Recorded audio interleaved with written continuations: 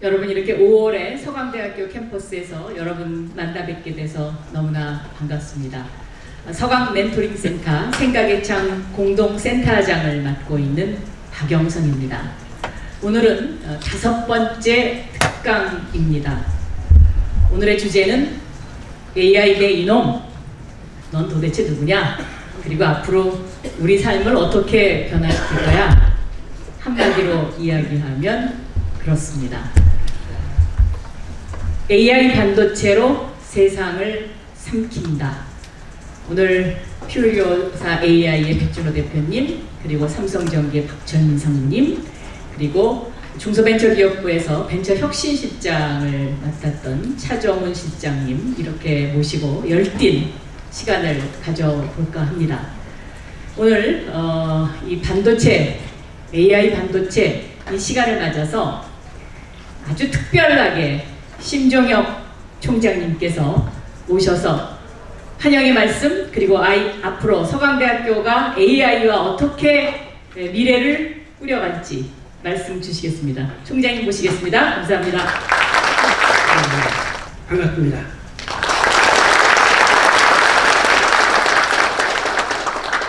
오늘 서강 멘토링 센터 생각의 창 5번째 특강으로 두 분의 AI 반도체 전문가 퓨리오사 AI의 백준호 대표님과 삼성전기 박철민 상무님을 모시고 AI 반도체로 세상을 삼킨다 라는 제목으로 특강을 갖는데 예상대로 아주 많은 분들이 함께 해주셨습니다. 진심으로 감사드리고 환영합니다. 퓨리오사 AI를 이끌고 계신 백준호 대표님은 기존의 CPU 구조에서 벗어나 AI 시스템에 최적화된 아키텍처를 개발하여 차세대 AI 반도체 시장을 선도하고 계십니다. 삼성전기의 박철민 상무님은 현재의 반도체 시장의 흐름과 삼성이 선도하고 있는 반도체 에코시스템을 통찰력 있게 안내해 주실 적임자이십니다. 두 분 모두 창업을 꿈꾸는 청년들에게는 진정한 모범이고 전설이라 할 수 있습니다. 지금 우리는 인공지능이 사회와 문명을 재편하고 있는 대전환의 시대에 살고 있습니다. AI는 인간의 창의성을 증진하고 비판적 사고와 상상력을 확장하며 공감과 협업의 역량을 강화하는 공관자입니다. 따라서 대학은 단순히 지식을 전달하는 기능을 넘어 기술과 인간, 데이터와 가치, 효율과 공동선이 조화를 이루는 새로운 생태계로 거듭 나아가야 합니다. 이러한 시대의 대학은 새로운 비전이 필요하며 그 비전은 바로 AI 중심대학, 즉 AI 유니버시티입니다. 서강대는 AI 중심대학을 표방하며 혁신을 이루고자 합니다. 특히 디지털 휴먼을 통해 인간과 협업하는, 공존하는 AI를 구현하고 스마트 AI를 통해 산업에 적용되는 AI를 연구하며 AI 반도체 영역의 특성화를 더욱 공공히 해 나가겠습니다. 이를 바탕으로 인문 콘텐츠, 아트 앤 테크놀로지, ESG는 물론 국방 등 서강의 강점을 활용한 AI 융합 영역을 적극 발굴해 나가겠습니다. 서강대는 인공지능과 관련하여 이미 많은 투자를 진행해 왔습니다. 수년간 AI 전문 인력을 확보해 왔고 공과대에 시스템 반도체학과 그리고 소프트웨어 융합대학을 설립해 왔으며 기술 기업들이 밀집한 판교에 디지털 혁신 캠퍼스를 조성해 오는 7월부터 인공지능과 시스템 반도체 분야의 전문 인재를 양성하고 산학협력 및 스타트업 육성 사업을 본격적으로 시작합니다. 또한 신촌 캠퍼스에도 인공지능을 포함한 첨단 기술 교육과 창작 활동을 위한 융복합 문화 공간을 확보할 예정입니다.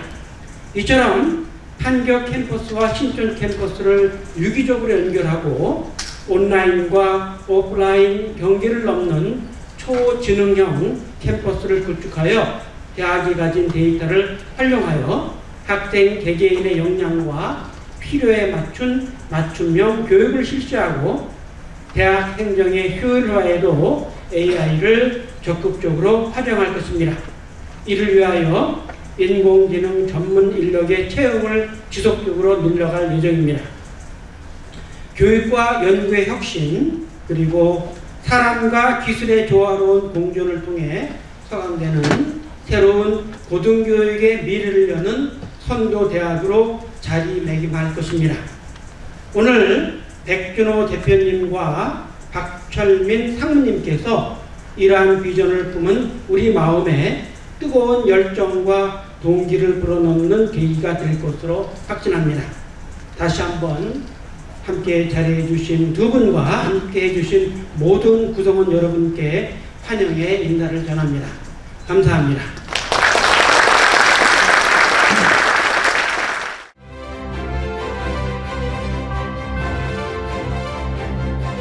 자, 그럼 이제 본격적인 강연에 들어가도록 하겠습니다. 오늘 특별 강연을 해주실 두 분을 제가 차례로 소개를 드릴 텐데요. 먼저 지금 백준호 대표님 요 앞에 앉아 계십니다. 일어서서 한번 인사하시죠. 네.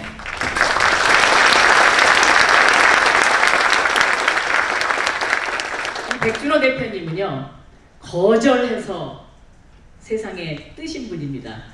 이 거절하기가 쉽지 않지 않습니까? 어떻게 거절했냐?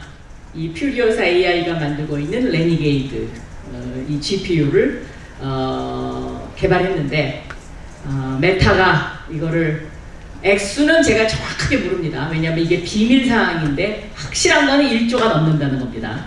1조 넘게 퓨리오사 AI를 사겠다 그랬는데 무슨 소리냐? 우리는 계속 할 거야. 뭐 이렇게 해서 거절하신 걸로 알고 있는데 이따 Q&A 시간에 상황을 좀 자세히 들어보도록 하겠습니다. 이 백준호 대표님은 2017년에 창업을 하셨고요. 창업하시기 전에 삼성전자에 계셨고 삼성전자에 계시기 전에는 미국의 AMD에서 CPU 하드웨어는 물론 또 GPU, 소프트웨어 개발까지 다 섭렵을 하셨습니다. 그리고 학교는 조지아텍에서 학사와 석사를 마치셨고요. 다음에 오늘 삼성전기의 박철민 상무님 소개드립니다. 네, 인사해주세요. 백준호 대표님은 지금 막 미팅 마치고 허벅지고 해가지고 막 그냥 숨 넘어가게 여기 오셨어요. 그리고 머리도 질끈 묶고 오셔서 제가 머리 좀 이렇게 잘 빗으시라고 했고요. 우리 박철민 상무님은 근무하시던 옷을 싹 갈아입으시고 컬러풀하게 오셨습니다. 삼성전기에 지난해 연말에 발령을 받으셨는데 왜 삼성전자에 계시다 삼성전기로 가셨냐? 요즘 반도체의 미래가 바로 유리기판입니다. 그 유리기판을 개발하고 마케팅하는 담당자이십니다. 그러니까 어떻게 보면 삼성전자의 미래를 책임지고 있다. 오늘 여러분 질문 많이 하십시오. 요즘 삼성전자가 힘들지 않습니까? 그건 대한민국의 미래하고도 이퀄되는 것이고요. 그러면 이러한 박철민 상무님은 어떤 분이냐? 박철민 상무님은 삼성전자 오시기 전에 인텔에 계셨어요. 그리고 MIT 나오셨고요. 그리고 요즘 왜 그 칩넷이라고 반도체의 기능을 판 하나에 모으는 거 있죠? 그 칩넷 세계의 표준이 되는 협회의 프레지던트이시기도 합니다. 정말 평상시에 만나기 힘든 두 분을 모셨습니다. 오늘 강의 부탁드립니다. 백준호 대표님 앞으로 나와주세요. 감사합니다.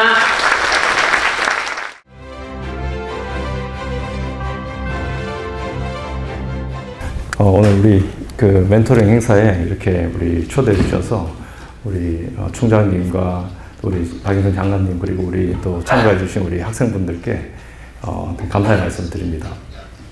오늘 아무래도 우리 학생분들이 많기 때문에 제가 조금 우리 그 학생분 학창 시절의 제 경험과 또 직장에서 경험들 그리고 또 창업까지 또 지금 우리가 제품을 뭐 개발하는 뭐 우리 회사의 어떤 그런 경험들을 위주로 좀 짧은 시간이지만 공유를 드리도록 하겠습니다.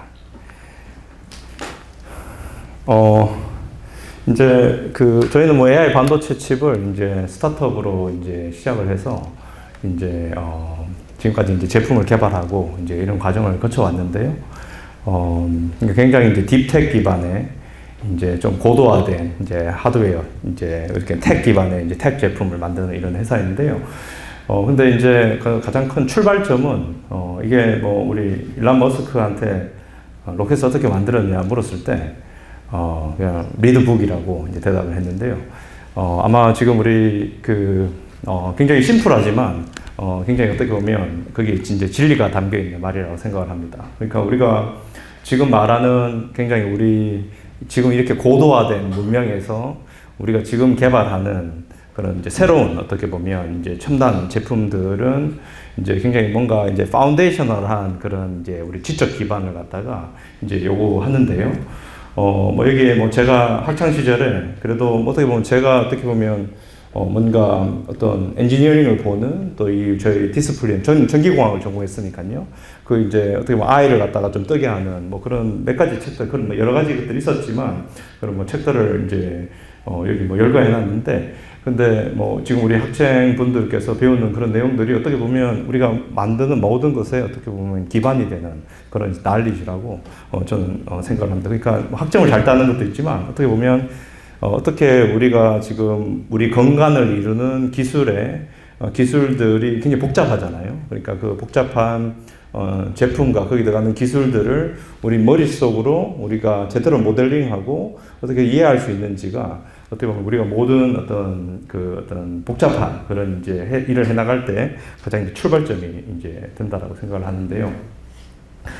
제가 이제 뭐 공부를 하다가 이제 제가 미국에 가서 한국에서 제가 사실 학부를 좀 다녔었는데 미국에서 이제 학부를 마치게 됐는데 2002년 당시에 제가 그 칼텍에서 그때 당시에 하던 컴퓨팅 비하인드 실리콘이라는 그 여름 학교에 가서 이제 그 학창 시절이니까 이제 앞으로 어떤 걸 갖다가 내가 이제 할까에 대해서 이제 고민을 하다가 당시에 그 학교에서 하던 게 이제 실리콘 기반의 컴퓨팅은 이제 앞으로 이제 한계가 있으니 이제 실리콘 기반의 컴퓨팅이 아니라 새로운 컴퓨팅의 패러다임을 이제 한번 하는 그런 이제 서머 스쿨이 이제 열린 거죠. 그래서 뭐 미국에 있는 그 전국의 학생들을 모아서 한 달간 하는 워크숍이었는데 거기서 뭐 예를 들면 뭐 퀀텀 컴퓨팅, 그다음에 DNA 컴퓨팅, 뭐 몰리큘러 컴퓨팅 이런 내용들을 이제 어떻게 보면 그 당시에 이제 석학들이 모여서 이제 학생들한테 가르쳐 주고 또 뭐 배우고 또 이런 리포트도 쓰는 그런 이제 시간이었는데 이 학교를 가자마자 이제 실리콘 컴퓨팅을 해야겠다라고 이제 결심하게 됩니다. 그러니까 이런 새로운 가능성들을 익스플로를 했지만 보니까 이게 너무 이제 어떻게 보면 앞으로 실현되는 데까지 오랜 시간이 걸리겠다라고 물론 그때 제가 학생이었지만 이제 그렇게 이제 생각을 한 거죠. 뭐 지금도 우리가 하는 컴퓨팅의 이제 대부분이 이제 어떻게 보면 실리콘을 이제 기반으로 이제 하고 있는데요. 저희가 만드는 칩도 그렇고 많은 우리 지금 기술들이 어떻게 보면 실리콘 기반으로 이제 컴퓨팅을 하는 기술이라고 볼 수 있는데 이제 실리콘 뭐 이제 사실 지금 여전히 우리 전기공학이나 뭐 컴퓨터 사이언스를 공부하는 대부분의 분들이 이제 그 실리콘 기반의 여러 가지 이제 기술들을 아마 뭐 다른 영역들도 많지만 그런 영역들이 이제 주로 이제 가르치고 우리가 공부하는 그런 영역이 되는데 제가 그때 이제 선택한 거는 이제 컴퓨터 아키텍처라는 그냥 분야였어요. 그러니까 어떻게 우리 이 컴퓨터 칩을 설계하는지에 대해서 이제 제가 이제 전공을 하기로 했고 당시에 제가 이제 석사에 갔을 때 제 지도 교수님이 이제 션리라는 교수님인데 그 션리라는 교수님이 당시에 그 인텔의 펜티엄 4 설계를 굉장히 이제 실무적으로 이제 했던 일을 마치시고 굉장히 그 어떻게 보면 좀 따끈따끈한 난리를 가지고 이제 학교로 오셔가지고 이제 학생들을 갖다가 이제 가르치셨는데 저도 이제 거기서 이제 수학도 하고 이제 공부도 하고 와중에 이제 그 지도 교수님이 한번 읽어보라고 해서 읽어본 게 이게 The Pentium Chronicle이라는 책인데요. 여기 나오는 이제 로버토 코엘이라는 분이 그 인텔 펜티엄 칩을 이제 주도적으로 이제 설계한 굉장히 이제 전설적인 그런 이제 엔지니어입니다. 그래서 이분이 펜티엄을 개발하기까지의 그런 과정을 이제 글로서 이제 쓴 건데, 이 책은 굉장히 기술적인 책은 아니고요. 여기서 이제 제목을 보시면 The People, Passion and Politics Behind Intel's Landmark Chip이라 되겠죠. 그러니까 우리가 어떤 사람들이 어떤 패션을 가지고, 여기서 이제 politics라 써 있는데, 뭐 politics 우리가 뭐 정치랑 우리가 좀 부정적으로 얘기할 수도 있겠지만, 사실은 어떤 우리가 이 조직의 다이내믹을 가지고 이런 펜티엄이라는, 그때 당시에 이제 펜티엄이 왜 랜드마크 칩이냐 하면, 그게 뭐 우리가 뭐 out of order 뭐 슈퍼 스케일러 프로세서라 그러는데, 사실은 이게 너무 복잡한 구조여서 상업적으로 구현하기 거의 불가능한 그런 이제 어떻게 보면 이제 원래 어떤 이론적인 주장이 있었고, 이걸 이제 상업적으로 잘 이제 성공적으로 구현해낸, 정말 이제 가서 보면 엄청나게 이제 복잡한 그런 이제 엔지니어링이라고 볼 수 있겠습니다. 그래서 이 책을 이제 읽었을 때 약간 이제 이 제품을 개발하는데 굉장히 이런 요소들이 되게 중요하구나, 이런 것들을 이제 어떻게 책으로 제가 이제 읽을 수 있었고, 마침 제가 그때 당시 이제 AMD에서 이제 어떻게 보면 그 미국에는 이제 학교하고 회사를 이제 오갈 수 있는 그런 코업 제도가 있는데, 제가 이제 그 AMD에 있는 이제 보스턴에 있는 그 CPU 디자인 팀에 그 이제 코업을 하게 돼서 이제 거기 가서 이제 실제 이제 그 CPU를 만드는 팀에 가서 뭐 굉장히 이제 학생의 눈으로 이제 학생의 어떤 그런 포지션에서 이제 가서 일을 하게 됐지만, 이제 이 칩을 만드는 이제 경험을 하게 된 거죠. 근데 실제 우리 그 책에서 나온 대로 실제 이 뭐 AMD의 그때 당시 칩도 인텔과 경쟁하는 칩이었으니까 정말 어마어마하게 복잡한 구조에 굉장히 이제 어떻게 보면 고도화된 그런 이제 칩을 이제 어떤 기술적인 면도 있지만, 그런 칩을 만들어내는데 어떤 우리의 조직이 들어가고 어떻게 우리가 유기적으로 협업을 해서 그 칩을 만드는지에 대한 게 가장 어떻게 보면 큰 이제 인상을 받은 지점이라고 말씀드릴 수 있겠습니다. 당시가 제가 2006년이니까 이제 2006년에 이제 사실 그 CPU가 어떻게 보면 우리 반도체 설계에 어떻게 보면 꽃에 해당하는, 가장 어떻게 보면 비즈니스적으로도 이제 정점으로 이제 가고 있는 그런 상황에서, 사실 이제 이 논문이 2006년에 그 아이언버기죠. 아이언버기 지금 이제 엔비디아의 그 데이터 센터 전체 뭐 비즈니스를 뭐 기술과 프로덕트를 총괄하는 이제 그런 역할을 하고 있는데, 당시에 이제 스탠포드의 이제 PhD 이제 논문으로 나왔던 이제 이 스트링 컴퓨팅 온 그래픽스 하드웨어 2006년에 이제 나와 있는데요. 근데 여기 보시면 이제 GPU가 당시에 이제 그 쉐이딩을 하는 그 이제 쉐이딩을 할 수 있는 프로그래머빌리티를 가진 이제 렌더링 엔진에서 이제 어떻게 하면, 여기 문제 의식을 보시면 그러니까 좀 더 법령적으로 우리가 GPU를 쓰고 싶은데, 이런 알고리즘을 매핑하는 작업이 고급 그래픽 개발자에게도 간단치 않고, 그래서 이 GPU가 범용 컴퓨팅 장치로 널리 채택되는데 장애물이 되어 왔다. 이렇게 하면서 이제 GPU를 어떻게 더 보편적으로 쉽게 이제 프로그래밍 할 수 있는지에 대해서 이제 제안한 논문인 거죠. 이게 이제 그 엔비디아가 지금 이제 시장을 장악하는 가장 결정적인 요소 중에 하나인 이제 쿠다의 이제 시작이 된다라고 할 수 있겠습니다. 그리고 이런 관점이 되게 중요한데요. 우리 AI 반도체를 볼 때, 우리 이 AI 반도체를 굉장히 하드웨어적인 관점에서도 볼 수 있지만, 사실은 이 지금 여기서 말하는 우리 AI 반도체든 어떻게 사실 보면 반도체 대부분이 어떻게 보면 얼마나 이 칩을 소프트웨어 쪽에서 어떻게 잘 프로그래밍 할 수 있는 그 프로그래밍의 모델을 근본적으로 잘 제공하는지가 어떻게 보면 이제 매우 챌린징하고 이제 어려운 지점이 되는데요. 이제 거기에 대해서 사실은 이게 엔비디아의 내부에서 또 나온 게 아니라, 사실은 이제 사실 그 엔비디아의 내부, 저희도 이제 아는 이제 분들이 계시니까, 이게 사실 내부에서는 나오기가 상당히 어려운 아이디어인데, 외부에서 나온 아이디어를 내부에 적극적으로 흡수해서 이제 엔비디아가 지금의 어떤 위치에 오를 수 있는 하나의 어떤 큰 이제 모멘텀이 된 그런 사건이라고 할 수 있겠습니다.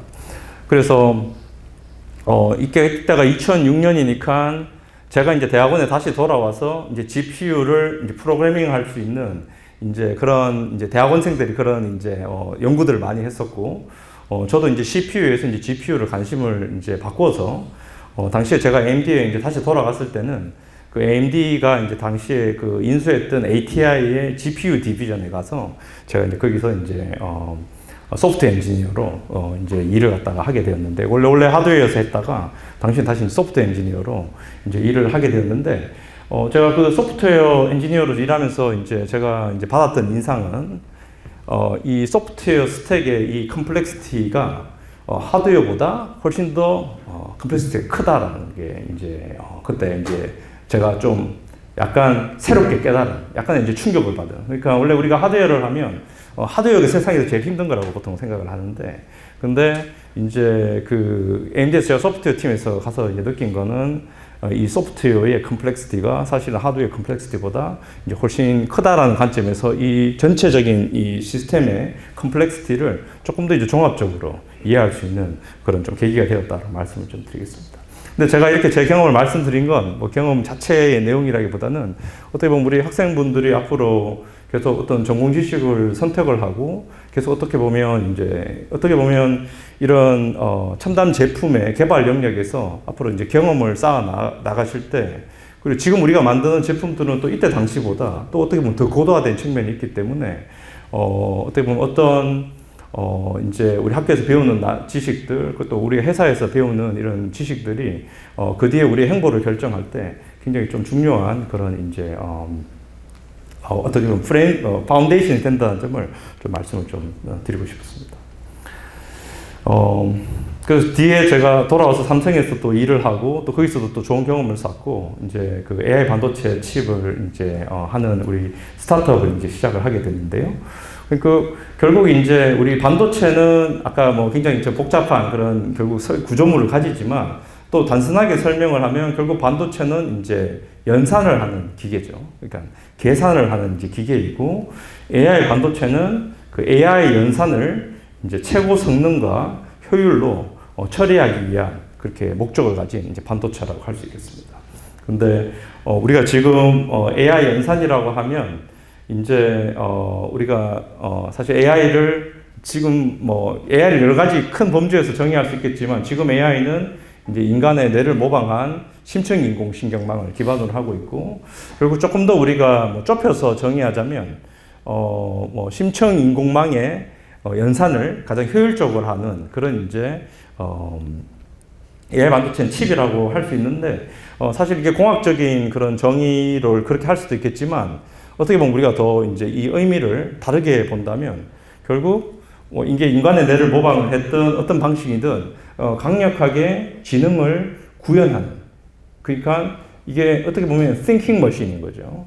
그러니까 우리가 생각하는 정말 ultimate thinking machine을 지금 현재 우리가 만들고 있기 때문에 AI 반도체의 의미는 어떻게 보면 상당히 이제 어떻게 보면 특별한 의미를 지니고 있고, 상당히 또 강력한 그런 새로운 패러다임 애플리케이션을 구현 가능하기 때문에 결국 이제 AI 반도체가 지금 모든 반도체 세그먼트에서 이제 가장 중요한 이제 반도체 제품이 되는 그 어떻게 보면 그런 의미를 갖다가 우리가 그렇게 해석해 볼 수도 있겠습니다.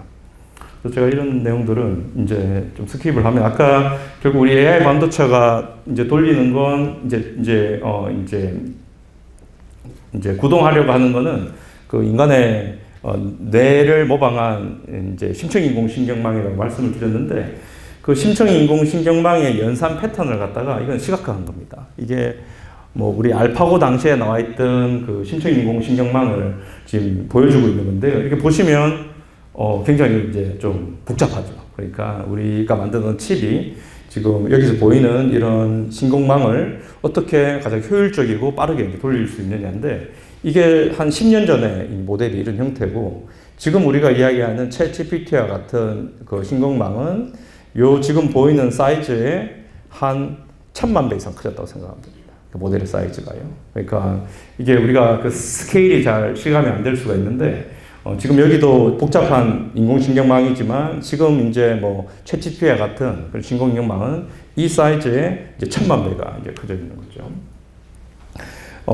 그러니까 우리가 지금 AI를 이야기할 때 굉장히 이제 중요한 AI의 어떤 그 법칙 중에 하나가 이 스케일링 론인데요. 그러니까 왜 그러니까 AI 사이즈가 이제 더 커지느냐? 더 커지는 건 결국 뭐 우리의 인간의 뇌가 진화했듯이 더 강력하고 더 큰 AI일수록 이제 더 큰 AI일수록 더 강력한 그런 이제 지능을 이제 실현할 수 있는 거죠.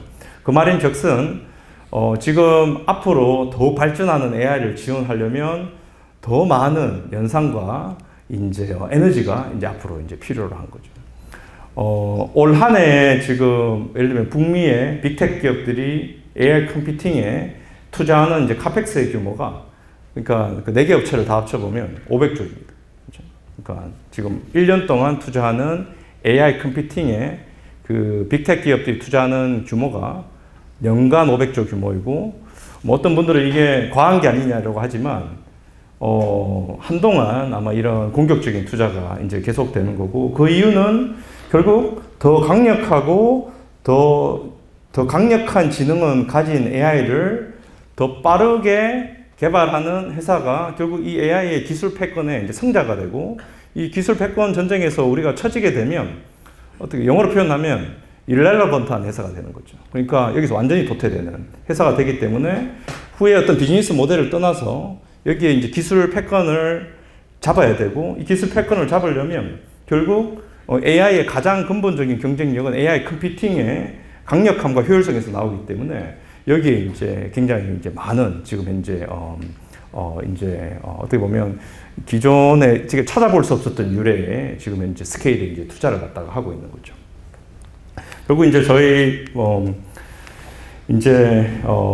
그럼으로 인해서 AI가 보시면은 연간 AI가 사용하는 에너지량이 이제 기하급수적으로 이제 증가를 갖다가 하고 있고, 최근에는 우리가 그 인프라의 부하가 어느 정도로 걸리냐면, 최근에 우리 오픈 AI 예를 들면 땡큐 붙이지 마라. 땡큐 하면은 돈 이제 땡큐를 그 처리하는 것만 해도 어마어마한 돈이 든다 이야기하고, 우리 예전에 지브리 스타일로, 요즘에 지브리 스타일로 이미지 바꾸는 거 가지고 우리 샘 앨트먼이 자기들 GPU가 멜팅 녹고 있다고 말할 정도로 지금 이제 그 인프라에 부하가 걸리고 있는데, 우리가 한번 생각해 보면 앞으로 더 많은 AI를 우리가 더 본격적으로 사용하면 지금 현재 이 인프라가 결국 서스테이너블하게 결국 이걸 갖다가 다 스포트할 수 있느냐, 이게 이제 우리 질문이라 할 수 있고, 저희 그 필요사가 하는 건 결국 이제 저희 이노베이션과 모든 그 저희의 혁신 역량을 집중하는 것은 이 컴퓨팅을 어떻게 하면 라지 스케일로 서스테이너블하게 할 수 있느냐.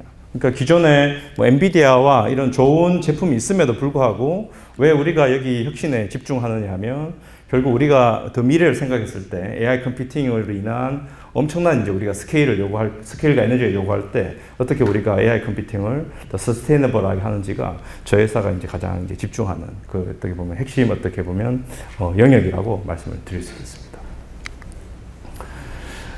저희가 지난 8년간 그래서 어떻게 보면 그 어떤 그런 결국 이제 기존의 반도체의 어떤 설계와 다른 패러다임의 설계를 해야 되기 때문에 이제 비유를 들자면 이제 저희가 기존에 있는 GPU를 가솔린차라 그러고 저희를 갖다가 이제 전기차라고 하는데요. 그러니까 똑같은 이제 운송을 하지만 이제 실제 운송을 실현하는 이제 방식이 다른 거죠. 그래서 어떻게 보면 새로운 패러다임으로 어떻게 우리 AI 컴퓨팅을 현재 애플리케이션을 잘 구동하면서도 서스테이너블하게 할 수 있느냐가 지난 8년간 저희가 지금 계속 집중하고 이제 제품을 개발해왔던 영역이라 할 수 있겠습니다. 그리고 저희가 할 때는 이제 굉장히 많은 챌린지들이 있었는데요. 이게 스타트업이 할 수 있는 일이냐, 반도체 산업의 어떤 챌린지, 그리고 북미 기업들과 경쟁할 수 있느냐, 여러 가지 이제 그런 챌린지들이 있었지만, 제가 이 슬라이드를 이제 마지막으로 하고 오늘 토크를 마무리하고자 하는데요. 그러니까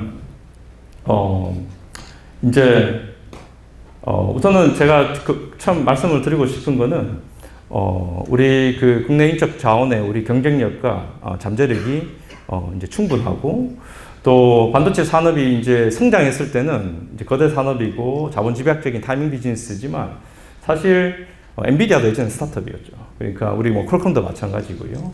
그러니까 새로운 파괴적 혁신이 일어날 때, 새로운 스타트업들이 성장할 때는 결집된 인적 경쟁력이 이제 중요하고 실제 지금 AI 전반을 보면 AI 영역을 주도하는 대부분이 다 스타트업들입니다. 그렇죠. 오픈 AI도 스타트업이고 우리 딥식도 스타트업이고 뭐 엔트로피도 스타트업이죠. 그래서 우리가 여기에 우리가 인적 자원들이 결집돼서 새로운 혁신을 주도할 때 상당히 파괴적인 혁신은 그게 뭐 미국에서만 가능한 게 아니라 우리 국내에서도 충분히 가능하다는 점을 좀 말씀을 좀 드리고 싶습니다. 네.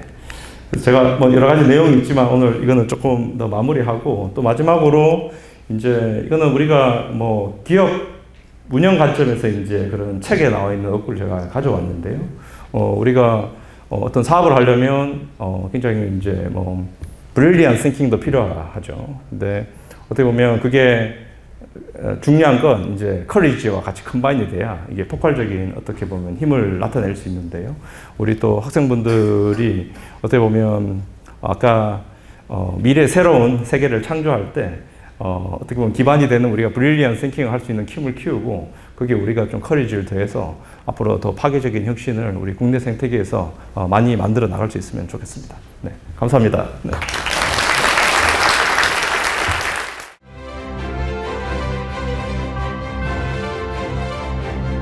네, 안녕하십니까, 박철민입니다. 감사합니다. 잠깐만요. 이 클리커 좀 해보겠습니다. 네, 알겠습니다.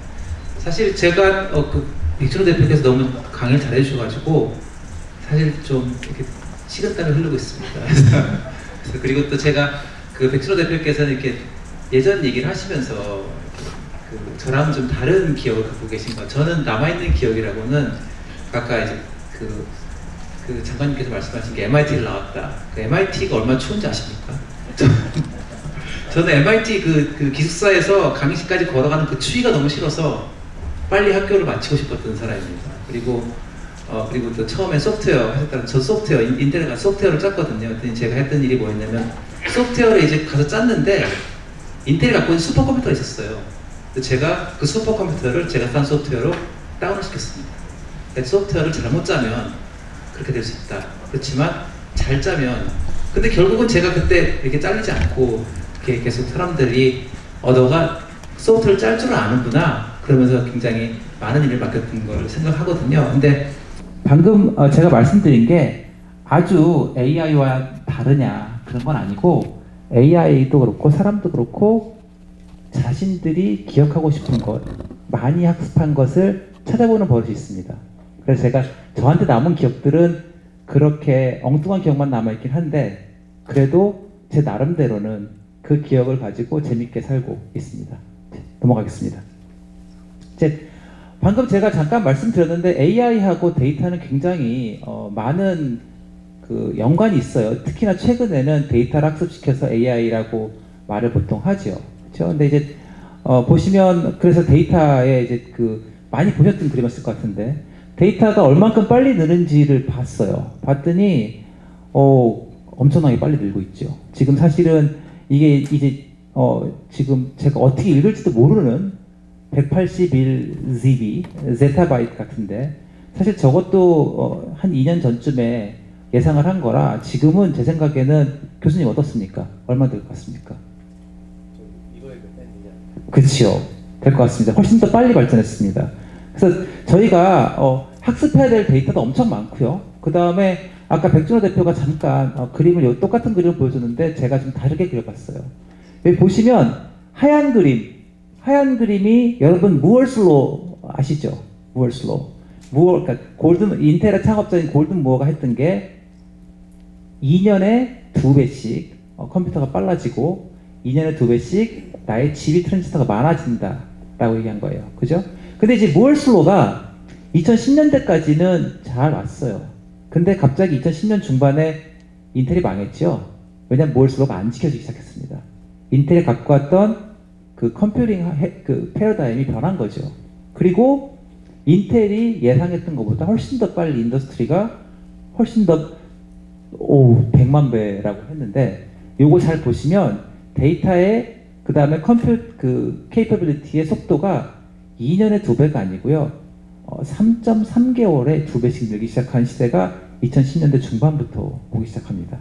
그런 것들이 저희의 이제 저희가 쓰는 그 AI 그 GPU들이 얼만큼 많이 능력이 좋아져야 되는지를 이제 그 기준을 만들어주는 게 되고, 그 다음에 데이터가 골드가 되고, 그 골드를 잘 활용하면 여러분들이 좋아하는 사업화를 할 수 있는 아주 반짝반짝한 아이디어가 될 수 있는 것이라고 믿으시게 되는 그런 골드러시가 오게 되죠. 골드러시는 실제로 제가 보기엔 그렇습니다. 골드러시는 골드를 찾은 사람이 있어요. 그죠? 그렇지만 골드를 못 찾은 사람이 대부분입니다. 왜냐하면 첫 번째 골드가 어딘지 몰랐고요. 두 번째 골드를 어떻게 발견할지 몰랐고요. 있는 곳에 가더라도. 세 번째 골드를 팔 곳을 잘 모르고 자기들끼리 싸우다 죽은 경우가 많았거든요.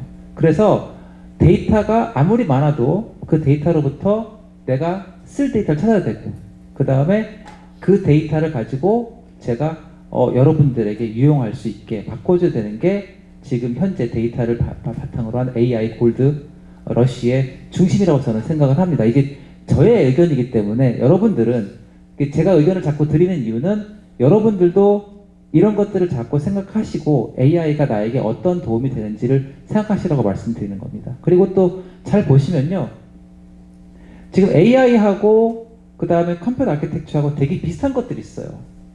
저희 AI 자체가 Artificial Intelligence니까 저희 뇌라고 생각을 하면요, 저희 뇌는 기억도 하고요, 그 다음에 뭔가 좀 로지컬하게 생각도 좀 해내고요, 그죠? 그 다음에 저희 뭐 손도 그렇고, 그 다음에 발도 그렇고, 눈도 그렇고, 귀도 그렇고, 바깥의 세상을 흡수하기도 합니다, 그죠?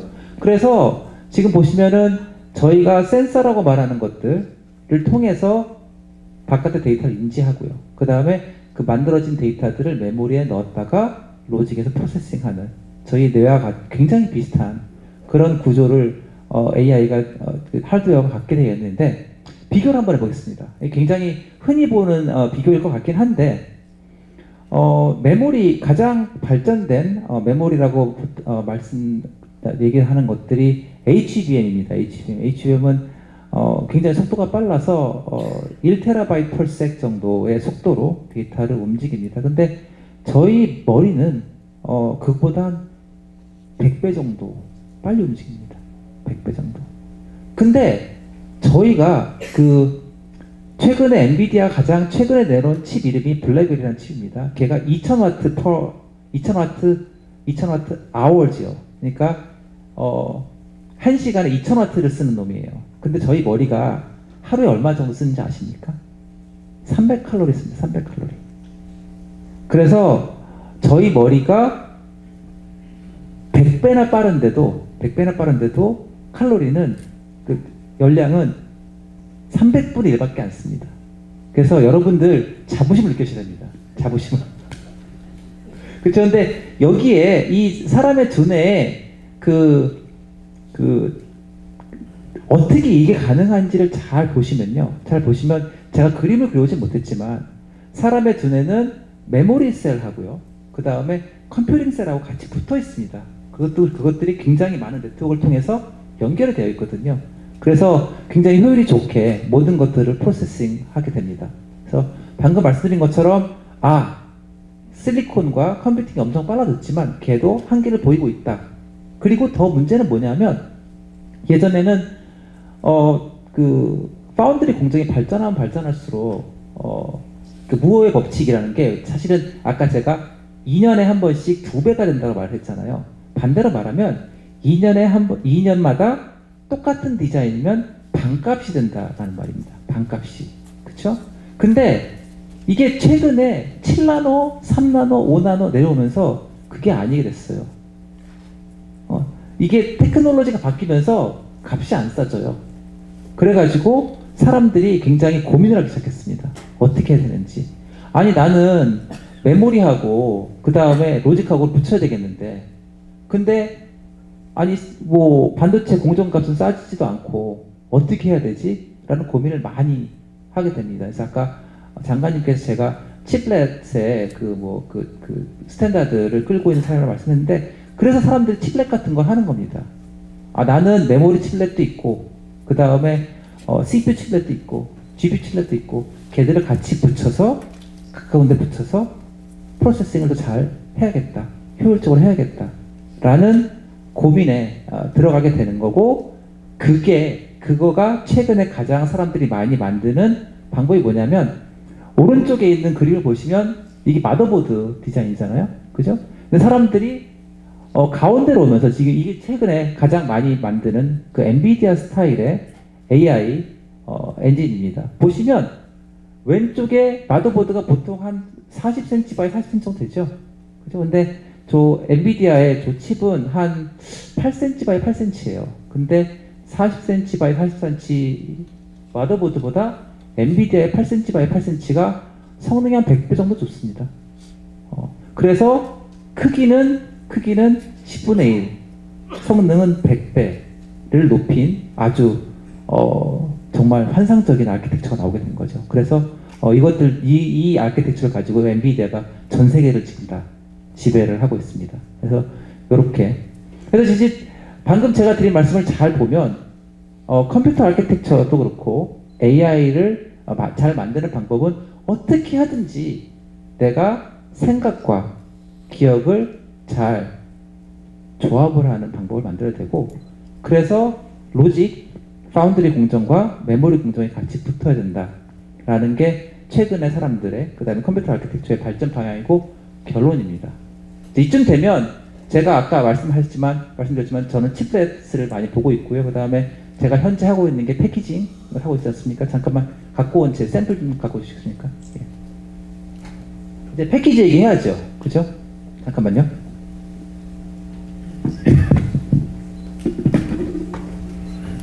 제가 손이 없어가지고 크게 말하겠습니다.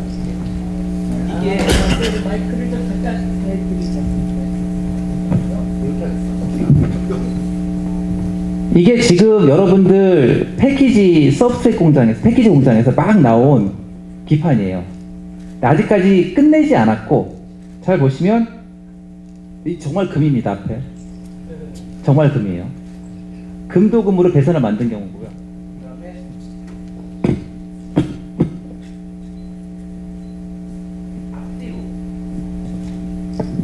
앞뒤로 배선이 있습니다. 이렇게. 그래서 굉장히 복잡한 공정을 통해서 만들게 되어 있고요.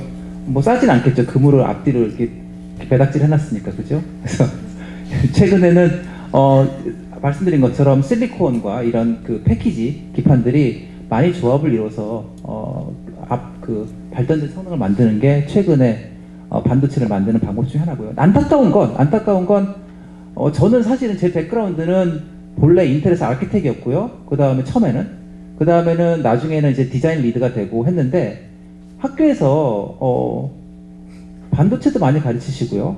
그 다음에 회로도 많이 가르치시고, 그 다음에 컴퓨터 아키텍처도 많이 가르치시고, 소프트도 많이 가르치세요. 근데 최근에 이 패키지 하는 것들은 많이 안 가르치시더라고요. 그래서 그건 좀 제가 총장님 부탁드리겠습니다. 네. 이렇게 되고, 이래서 이게 지금 이게 50cm by 50cm짜리거든요. 보면은 이게 한 36개 패키지가 나오는.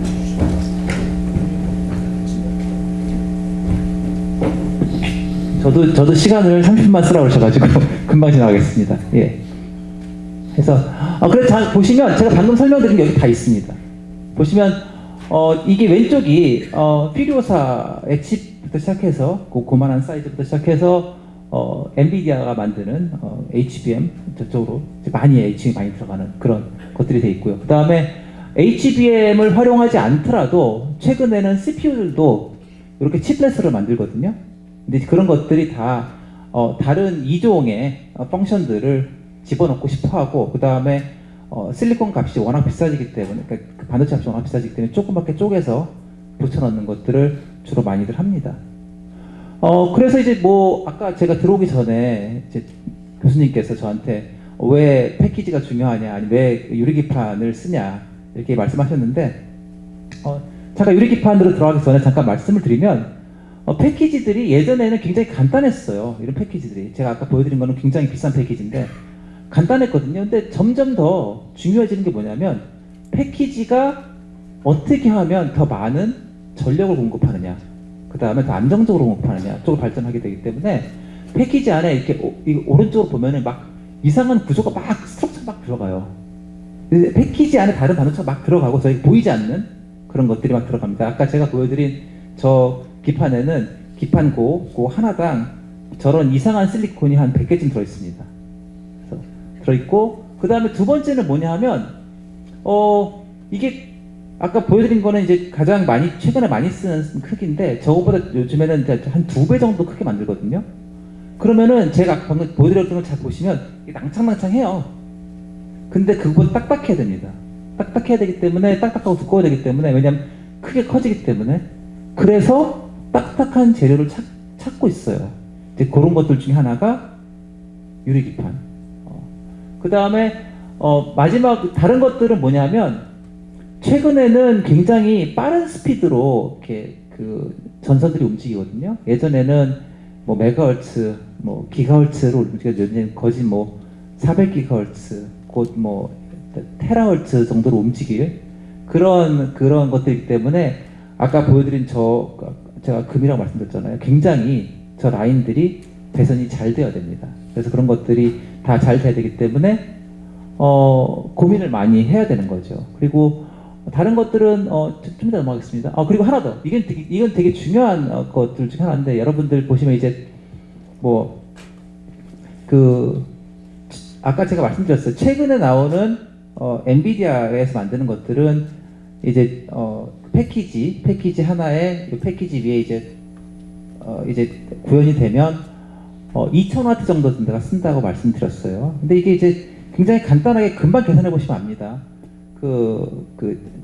이제 학부 2학년에 들어가면 이제 전기회로 되지 않습니까? 전기회 딱 배우시면 금방 아는데 그게 오음하고 줄로를 따지시면 얘는 아무것도 안 하는 기판인데 얘가 2000W의 엔비디아를 받치기 위해서 얘 혼자 600W를 씁니다. 아무것도 안 하고 600W를 쓰거든요. 600W를 쓰는데 그 600W를 줄이는 방법은 지금은 파워 서플라이가 바깥쪽에 있어요. 이렇게 바깥쪽에. 근데 파워 서플라이를 어떻게 하든지 칩 바로 밑이나 칩 안쪽, 패키지 안쪽으로 집어넣으려는 게 그 최근의 방향이고 그 다음에 그게 언제부터 중요해지냐면은 아까 제가 2000W라고 말씀드렸습니다. 2000W 정도부터 중요해집니다. 그래서 이제 여러분들이 AI를 보시면 AI에 여러 가지 다른 도메인이 많이 있습니다. 근데 공부를 하실 때 나는 정말 AI만 하겠다 아니면 컴퓨터 아키텍처만 하겠다 보다는 여러 가지를 많이 접하시고 그 다음에 자신에게 가장 맞고 가장 신나는 일을 찾으시는 게 좋습니다. 왜냐하면 할 일이 너무 많거든요. 너무 많습니다. 예. 그래서 이거 지금 제가 사진을 제 손가락이거든요. 손가락 위에 사진을 유리기판 사진을 찍어갖고 온 겁니다. 이렇게 제가 갖고 왔는데 이제 잘 보시면 여기 그냥 이게 단지 유리같이 보이는데 유리가 아니에요. 이게 패턴이 살짝 보이죠. 요거 아까 박 장관님께서 저보고 한두 분 정도 인바이트를 해가 스테이지를 해서 한번 만져보게 하라고 하셨거든요. 한 두 분 정도 올라오실 분 어디 계십니까? 예. 제가 자꾸 만져갖고 제 그 지문이 보이긴 하는데 잘 보시면 여기 보이는 패턴들이 보일 거예요. 그죠? 그렇죠? 그렇습니다. 예. 감사합니다. 확인해 주셔서. 그래서 이제 이게 유리기판의 기본 이제 유리기판으로 이게 기본으로 유리기판의 시작점이고 얘를 이제 정말로 기판으로 끝내고 나면 이렇게 생겼습니다. 기판들은 다 이렇게 색깔이 약간 거무튀튀해요. 왜냐하면 이 위에다 칩을 얹어야 되기 때문에 칩을 얹는 공정 자체가 이 기판이 어두워야 잘 얹을 수 있거든요. 왜냐하면 이제 보면서 이렇게 기계가 칩을 얹는 기계가 칩을 들고 이 기판들을 눈으로 카메라로 보면서 갖다 정확한 자리에 받게 되어 있기 때문에 좀 어둡게 반사가 안 되게 되어 있습니다. 그래서 이렇게 되어 있고 이걸로 만든 게 요겁니다. 요것도 사실 유리기판 기판인데 끝낸 거죠. 끝낸 거고 요거는 HUM에 아주 많이 박혀 있는 유리기판입니다. 그래서 잠깐 그거를 방금 제가 드린 말씀을 정리를 해보면요. 유리기판 단단하고요. 단단하고요. 그 다음에 전력을 좀 덜 먹습니다. 보통 기판들에 비해서. 그리고 그 유리기판이 의외로 유리가 보통은 이게 단열재잖아요. 단열재인데 설계를 잘하면 유리가 열을 더 잘 방출합니다. 그래서 이게 점점 그 성능이 높은 그 디자인으로 갈수록 사람들이 유리기판을 생각을 더 많이 하게 되는 그런 현상을 띠고 있습니다. 그래서 그리고 다른 거는 뭐냐면 유리기판이 단단하잖아요. 단단해서 유리기판 위에는 저희가 선을 그릴 때 훨씬 더 가늘게 그릴 수가 있습니다. 그래서 지금 보시면 이렇게 생긴 보통 기판보다 유리기판으로 그리고 나면 훨씬 더 디자인이 작아지고, 그래서 이런 장점들도 많이 있는 것으로 이제 업계에는 얘기를 하고 있고, 근데 이제 이렇게 좋은 걸 왜 아직 안 했지라는 사람들이 생각을 많이 하죠. 근데 이제 모든 기술과 사업은 다 마찬가지로 장점이 눈에 보이면 사람들이 노력을 많이 해서 그 장점들을 저희가 언제나 즐길 수 있도록 만들어줘야 되는데, 그런 것들이 이제 다른 여러 가지 에코가 올라와야 되거든요. 그래서 이제 생태계 형성이라는 게 필요합니다. 지금 방금 제가 보여드린 거는 유리기판이 할 수 있는 좋은 것만 보여드린 거예요. 실제 유리기판이 하고 있는 걸 보여드린 게 아니고, 그렇죠? 그래서 유리기판이 할 수 있는 좋은 것들이 있으니까 그것들을 모두 다 모여서 정말 우리가 생산도 하고 그 다음에 정말 우리의 혜택으로 바꿔보자 라는 노력이 필요하고, 아까 제가 소개를 받았듯이 저는 이렇게 그런 것들을 위해서 생태계를 만드는 게 굉장히 중요하다고 생각을 하고, 모두가 다 함께 힘을 합쳐서 만들어 가야 된다고 생각을 합니다. 그리고 그 다음에 이제 제가 이게 마지막 장입니다. 이게 사실은 요게 인더스트리에서 굉장히 많이 쓰는 말이거든요. 최근에 헤테로지니어스 인티그레이션이라는 게. 왜냐하면 예전에는 이런 기판 위에 칩 하나만 올라왔고요. 그 다음에 여러 개가 올라오더라도 뭐 그냥 로직 정도만 올라왔지 메모리 같이 올라오는 경우는 별로 없었거든요. 근데 지금은 메모리도 올라오고요, 로직도 올라오고요, 그 다음에 하이스피드 I/O 같은 것도 올라오고요, 그 다음에 그 광 전자들도 올라오고 여러 가지 많이 올라오거든요. 그래서 그런 것들도 사실은 말씀드린 것처럼 걔들이 해줄 수 있는 최고의 혜택지를 말해주는 거지, 아직까지 걔들이 우리에게 정말 혜택을 주고 있는 그런 단계는 아니라고 저는 생각을 하고, 그런 것들을 달성하기 위해서 우리들이 다 같이 모여서 한꺼번에 함께 일을 해서 그런 것들을 저희가 우리의 세상으로 불러내야 되는 거죠. 예, 그렇게 생각합니다. 여기까지 마치겠습니다. 감사합니다.